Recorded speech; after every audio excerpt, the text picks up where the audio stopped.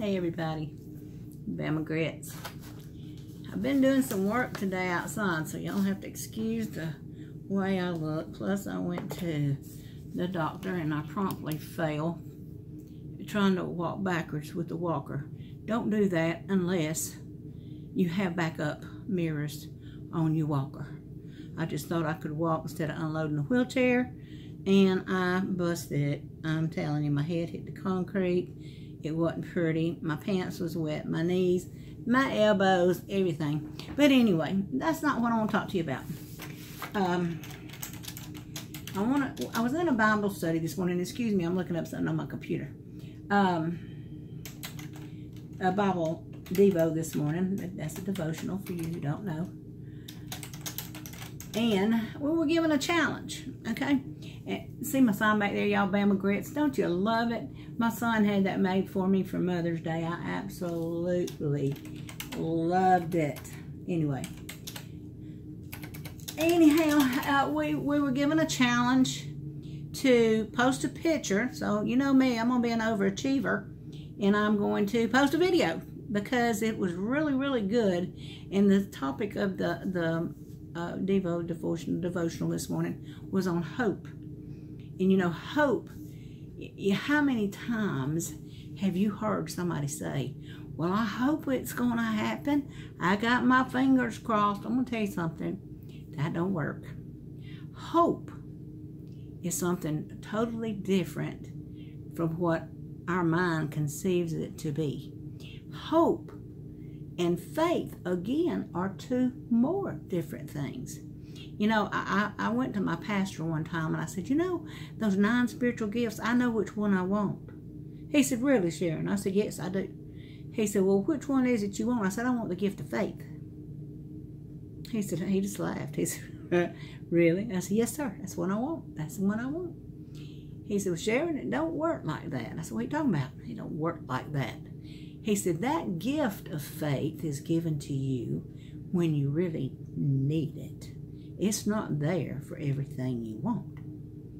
Faith is like the grain of a mustard seed. I read it in my word. I talked to y'all about a mustard seed a few weeks ago in a video. Faith cometh by hearing, and hearing by the word. You know, before we get saved, and during the process of getting saved, we believe in a God that we cannot see, that we cannot feel, and we may not hear for quite some time. But we have faith that he will save us because of his word. His word says that he will, because his son hung on the cross to pay for our sins, and that if we'll ask him to forgive us, he's just to forgive us, and ask Jesus to forgive us of our sins, and we shall be saved. Confessing it with our mouth, believing it in our heart, and that's faith. So I still wanted that gift of faith, and I thought, you know, obviously this faith thing, he says he's given each one of us the faith of the grain of mustard seed. That ain't a very big seed, but what I've learned is this: we can grow that faith. It doesn't have to stay a mustard seed. It grows to become the tallest tree in our heart. How did I learn that? I started out, and this is going to sound crazy because you've heard crazy people say this before. I literally started out believing God for a parking place at Walmart. And I would pray before I'd leave home and say, Lord, I want to ask you to have a parking place ready for me at Walmart, because you know I can't walk to get in there to get on a wheelchair. And it was a need. I needed it to be close. And every time I prayed, glory to God, there would be a parking spot, handicap spot right there. Well, from that, I learned to believe for different things. And my faith began to grow. That's what happens. You start out believing for the little things, and then you graduate on to the bigger things. You don't start out today believing God to cure you of cancer. You can, but you probably don't have that much faith. I didn't. I had a heart condition. I didn't have enough faith for God to heal me, but I'm believing for a healing. I'm believing for a new heart. But anyway, what our verse was about this morning, but first, before I read that one, I want to read you this one. It's in Hebrews 11:1. Now, faith is the substance of things hoped for, the evidence of the things not yet seen. Faith is the substance of things hoped for, but not yet seen. Okay, so what else is the things that we can hope for? We went over those this morning in the devotion, and those things that we hope for are things that we want to see happen. Okay, now having confidence in what we hope for is a whole different thing. I want to get my thoughts together here for just a minute. Give me just a second. There's 5 different things that hope does for us. It's important. Hope is important. You know, and I'm going to start with my garden. My garden. I've planted a lot of seeds. I've planted a lot of little sprouts. And I'm seeing them come up. But my hope is they're going to produce a crop. There's a difference in having faith to put it in the ground and having hope that it's going to grow on up and it's going to produce. So today I got out my, let's see if I can get this without, I'm not going to even try tearing it up. This is a sweet potato slip.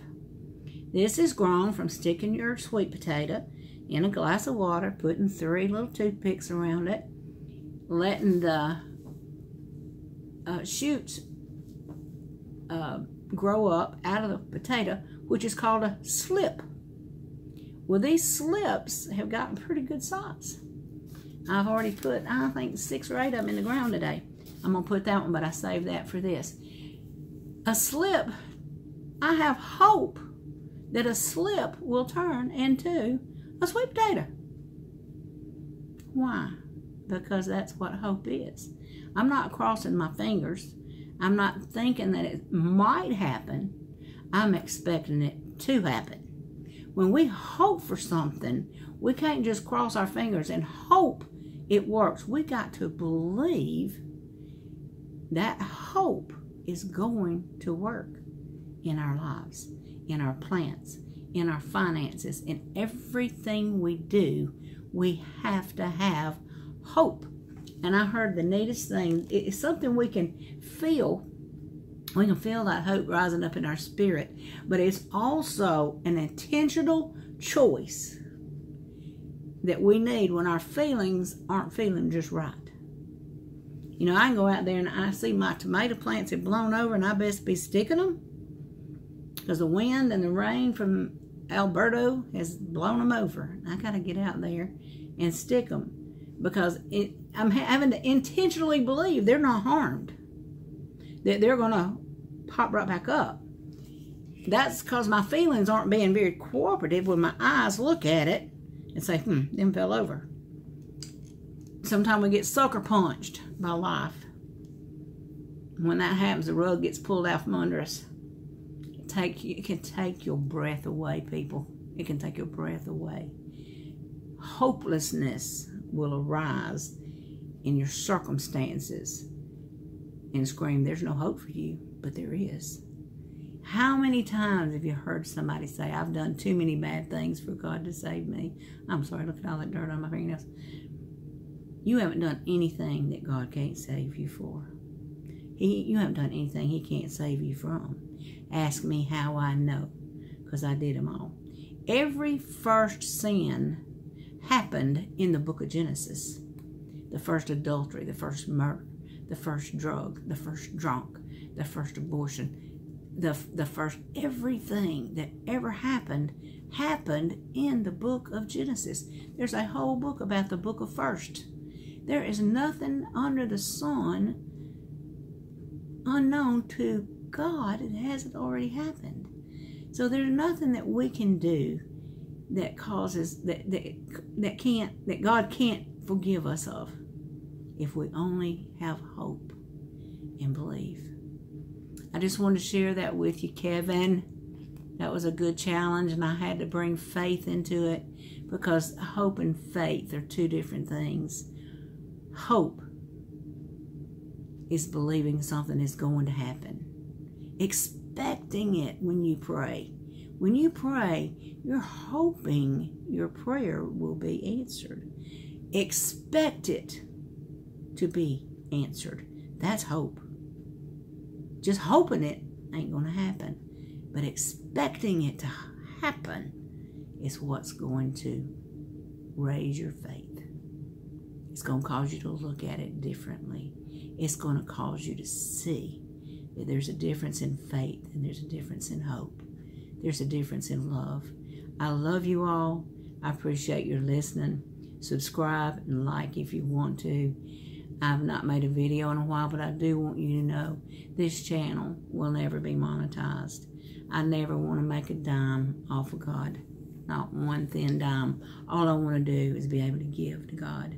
And I heard the neatest challenge last week. One of Clarence's nurses come in, and he said this. He was talking about their church, and that their pastor offered them a challenge, a 90-day challenge. They do it every year, he said. And he said that this pastor challenges the whole congregation to tithe everything they should for 90 days. 90 days. And that if at the end of 90 days, their blessings have not exceeded what they've given, the church will give them back their money.